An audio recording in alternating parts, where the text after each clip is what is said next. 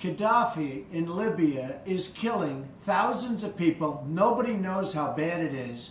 And we're sitting around, we have soldiers all over the Middle East, and we're not bringing them in to stop this horrible carnage. So, to clarify, Mr. President, in regards to Libya, you think... We should do, on a humanitarian basis, immediately go into Libya, knock this guy out. After it's all done, we go to the protesters who end up running the country, and we should then say, by the way, from all of your oil, we want reimbursement. Sorry, Mr. President, I don't mean to interrupt. Please don't be mean, but you want to take their oil? What did you say earlier, though? On a humanitarian basis.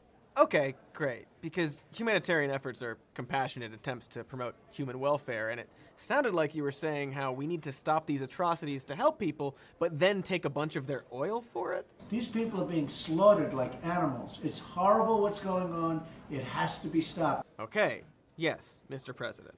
And they should pay us back.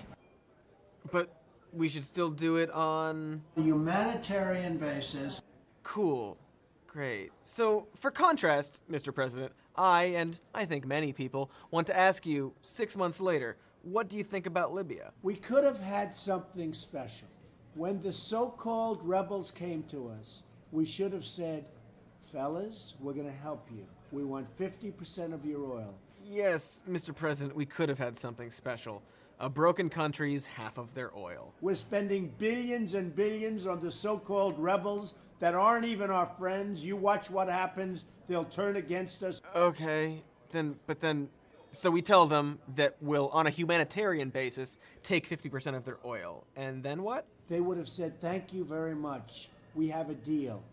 Write it down. Sign it. But, Mr. President, you said they'd just turn against us and not give us oil, so what are you so mad about? You know, in the old days, when you had a war, on a humanitarian basis, it's to the victor belong the spoils. Tell it like it is. Don't be ashamed. Let your conscience be your guide. But I know deep down inside of me, I believe you